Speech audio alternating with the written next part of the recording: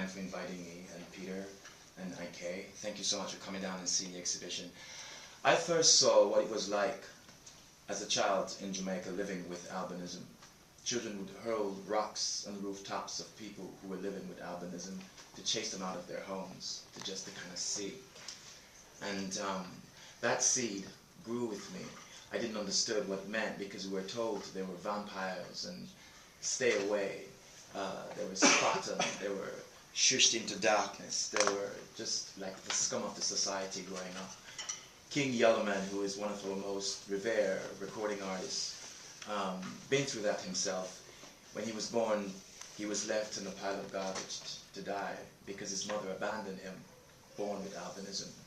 And out of that, he went from home to home and lived and made something of himself through a lot of hardship just for being born with albinism.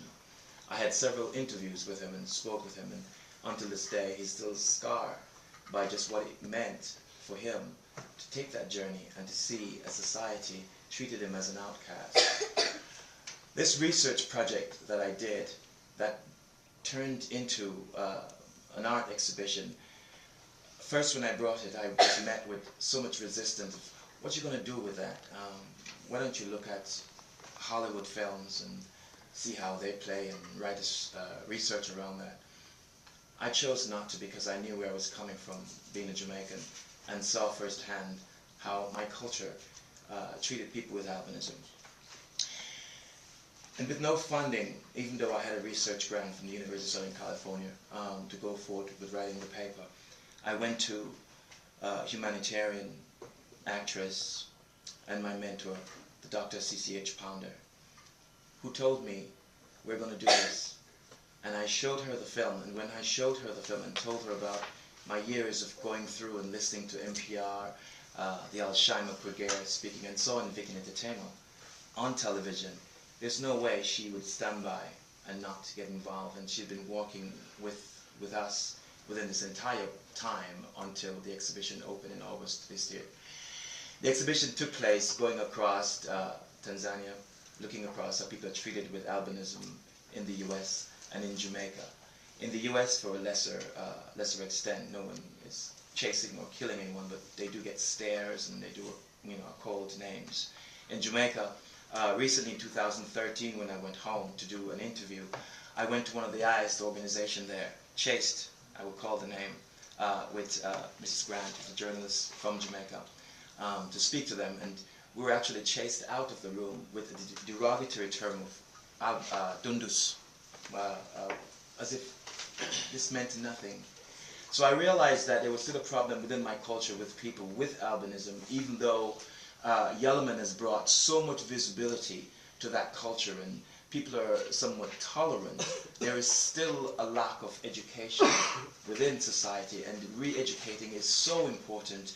And for me as an artist, it's my responsibility to take my art and be as visible, as articulate, and as accurate as possible in my creative conception. And what I did, I made a body of work looking at how people are treated in Tanzania, in the US, and in Jamaica, and lent itself to Visible Invisible, which is presently at the California African American Museum.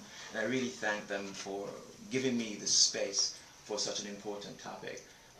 More than anything else, I am so thrilled that there is a day to honor people, or to look at people with albinism, not as in any exclusive way, or exclude them, but to include them as part of a society and see the importance of, this is our brother, this is our sister. With that, I want to actually give you a piece from the exhibition that is in the soundscape at the museum. There was a time when the news of death meant sadness in the hearts of men. But when the gangsters come, no one asks why anymore, but who? Who is dead? Did I know him? Did I know her? Or must I cry again? Tell me, Holy Father, whose child am I? And if I am a child of God, why? A 9-year-old girl dragged from her bed by a group of men who chopped off her leg. They severed her fingers and left her for dead. All across Tanzania, PWA bloodshed. It's blood. Your blood. My blood. I ask of you today to see this as our brothers and our sister.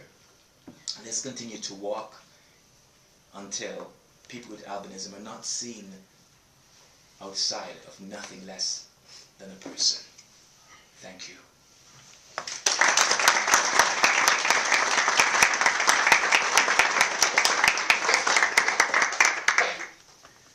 Thank you very much. The floor is open for anyone else who wants to make a statement. Yes, my name is Yusuf Mohammed Ismail Baribari. I'm the Somali ambassador at the UN office in Geneva. For the past 2 years, we have been working around the clock in order to promote and protect the human rights of our sisters, brothers, daughters and sons, persons with albinism worldwide. It's been a long journey, with up and down, as you can easily imagine. Thank God we have managed to get the Human Rights Council to adopt 3 important resolutions. We have influenced indirectly the African Commission on Human and People's Rights to do the same.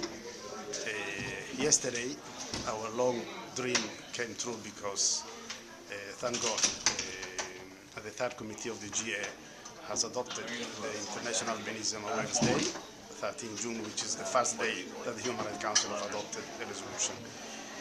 It's absolutely important that member states and civil society work together, especially artists. It's very important because a part of the religious leaders, you are the people, you are the role model, you are the people that especially the young generation listen to. So I'm really happy to applaud your great work.